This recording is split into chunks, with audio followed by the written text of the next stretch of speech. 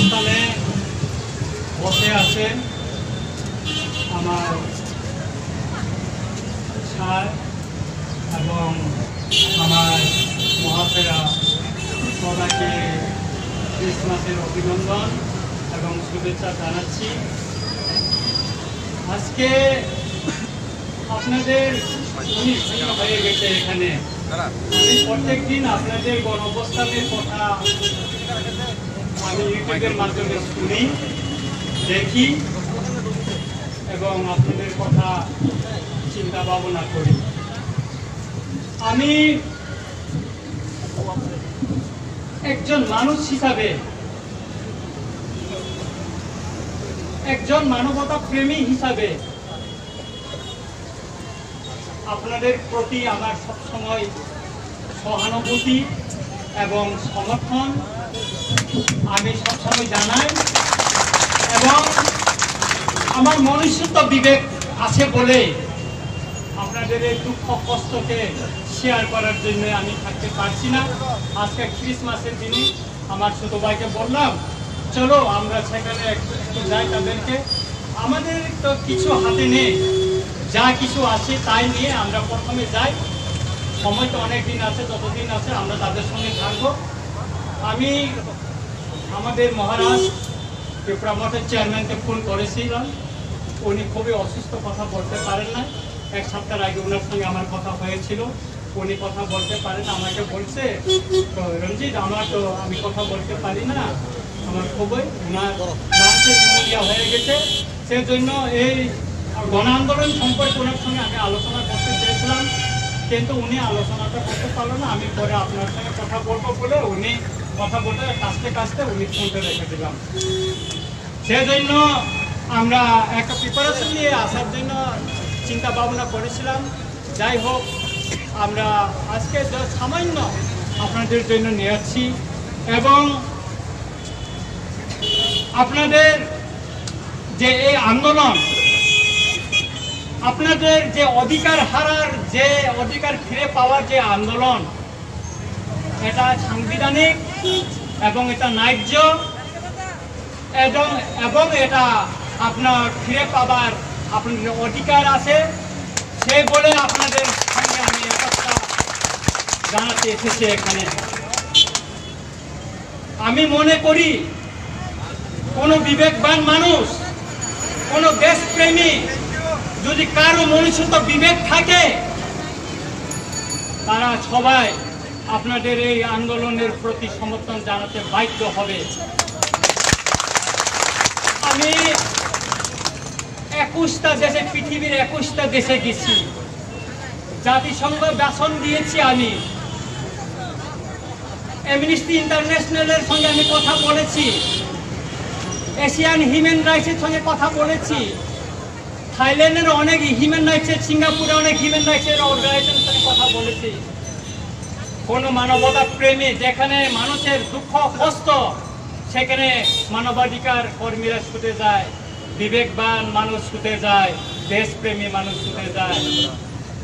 সুতরাং আমরা মনুষ্যত্ব বিবেক আছে বলে আপনাদের যে দুঃখ কষ্ট, আপনারা 19 দিন বসে এই ত্রিপালের নিচে বসে এই শীতে আপনারা অধিকার ফিরে পাওয়ার জন্য, যে অধিকার আপনারা হারিয়েছেন সেটা ফিরে পাওয়ার জন্য যে আন্দোলন, এই আন্দোলনের প্রতি আমি মনে করি প্রত্যেক মানুষে এখানে আপনাদের কাছে এসে সমর্থন জানানোর উচিত।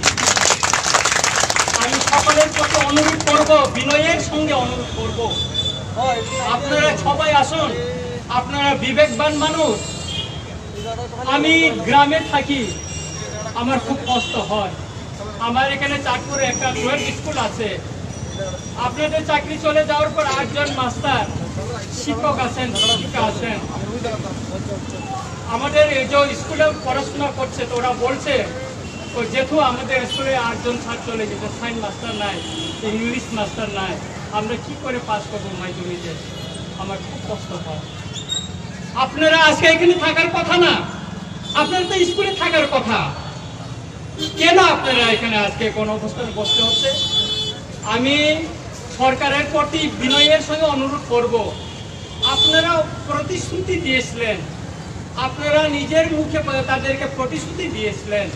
আপনারা আপনাদের প্রতিশ্রুতি বিবেচনা করুন, আপনাদের প্রতিশ্রুতি আপনারা রক্ষা করুন। আমি মাননীয় মুখ্যমন্ত্রীর নিকট বিনয়ের সঙ্গে অনুরোধ করব, আপনি একজন বিবেকবান মানুষ, আপনার মনুষ্যত্ব বিবেক আছে, আপনার সহানুভূতি আছে, আপনি দয়ালু, অনেক কঠিন কাজ আপনি সফল করেছেন। এই 10,323 জন শিক্ষকদের সামান্য বেঁচে থাকার যে অধিকার, তারা পরিবার নিয়ে বেঁচে থাকার যে সংগ্রাম, তাদের প্রতি আপনি একটু সহানুভূতি হতে পারেন? আপনি তাদের প্রতি একটু সহানুভূতি হন। আপনার কাছে সব কিছু আছে, প্রশাসন আপনার কাছে, আপনার ত্রিপুরাতে ক্ষমতায় আছেন, দিল্লিতে আপনারা ক্ষমতায় আছেন, আপনার পার্টি ক্ষমতায় আছে, তাদের প্রতি আপনি একটু সহানুভূতি হলে তো এই আজকে আমাদের শিক্ষক, আমাদের শিক্ষিকা মহাশয়েরা এখানে বসতে হয় না। তাই আমি অনুরোধ করব, অবিলম্বে মাননীয় মুখ্যমন্ত্রীকে আমরা অনুরোধ করব যে আপনারা আমাদের স্যারদের সঙ্গে, ওনাদের নেতৃবৃন্দের সঙ্গে, আমাদের মহাশয়দের সঙ্গে, নেতৃত্বের সঙ্গে আপনি কথা বলুন এবং এই গণঅবস্থানটা ইতিমধ্যে আপনি একটা সমাধানের পথে এনে সমাধান করে দেন। কাঞ্চনপুরে 23 বছর রিয়ার গরুদের শরণার্থীদের সমস্যা যদি কেন্দ্র রাজ্য সরকার বসে যদি সমস্যা সমাধান করতে পারে, এই অধিকার হারা শিক্ষক শিক্ষিকাদের সমস্যা সমাধান করতে কিছুই না।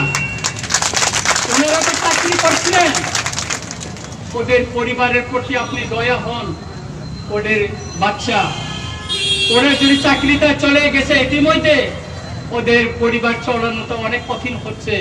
ওনার মেয়ে ছেলে স্কুলে যাওয়া প্রায় বন্ধের মুখে, মা বাবা বৃদ্ধ অবস্থায় যাদের, ওদের আজকে খাওয়া খুব সংকটের আছে। আমি অনেক শিক্ষকের সঙ্গে কথা বলি গ্রামে, এই 10,310 জনে যারা চাকরি হারিয়েছেন তাদের সঙ্গে আমি কথা বলি।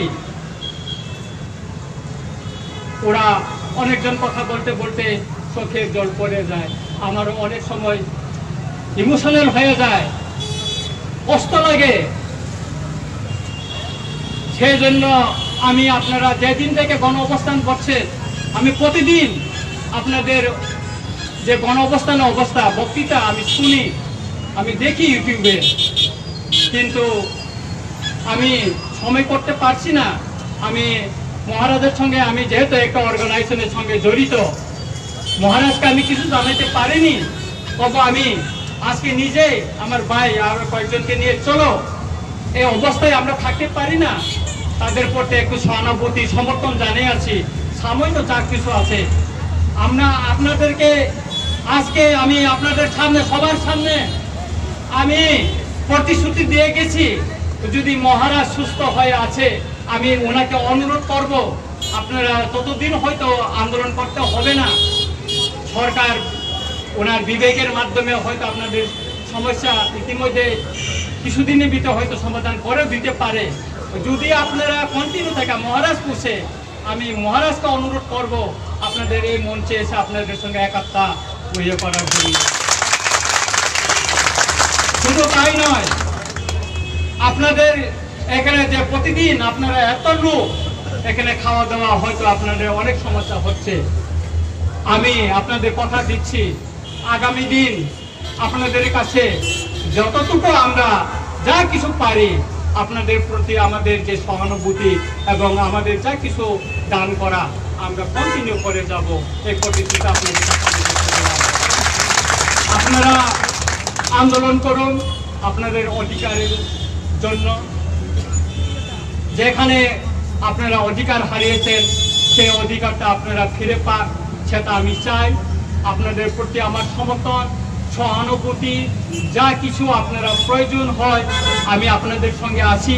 আপনারা আপনার অধিকার ফিরে পান, আপনাদের পরিবার বেশ বাসুক, মানুষের মতন সমাজের সঙ্গে আপনারা বসবাস, যাতে আপনারাও সুন্দর একটা জীবন যাপন করতে পারে এই সমাজে, আপনারাও সম্মান নিয়ে মানুষ হিসাবে, এবং আমাদের ছোট ছোট আগামী প্রজন্মকে যাতে আপনারা মানুষ করে উঠাইতে পারে, গড়ে তুলতে পারেন, সেটা আপনারা করে যান।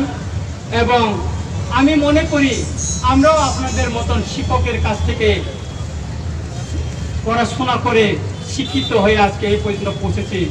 আমার একজন প্রমোদ দাশগুপ্ত স্যার, উনি এয়ারপোর্টে, উনি আমার শিক্ষক ছিলেন। আমি চিরকাল ওনাকে শ্রদ্ধা করি। উনি আমাকে মেট্রিক পাস করে এসেছিলেন, মেট্রিক পর্যন্ত আমাকে পড়াইছিলেন। স্যার হয়তো জীবিত আছেন কিনা জানি না।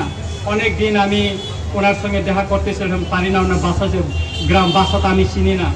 উনি ছোটবেলা থেকে আমাকে খুব আদর করেছিলেন। প্রমোদ স্যার এখনও মনে হয়তো জীবিত, ওনার ছেলেরা অনেক বড় হয়েছেন। সুতরাং আপনার হইল এই সমাজকে গড়ে তোলা, আমাদের নতুন প্রজন্মকে আপনারা মানুষ করে সমাজের সঙ্গে মিশিয়ে দেওয়া, আপনারা মানুষ গড়ার কারিগর। সেই হিসাবে আপনাদের প্রতি আমাদের সমর্থন, সহানুভূতি থাকবে। এবং আমি আর বেশি কথা বলতে চাই না। আপনাদের প্রতি, সকলের প্রতি আমার সহানুভূতি, সমর্থন জানিয়ে এবং সবাইকে আমার নমস্কার জানিয়ে আমার কথা এখানে শেষ করছি। 10,323 জনের গণ আন্দোলন দীর্ঘজীবী হোক।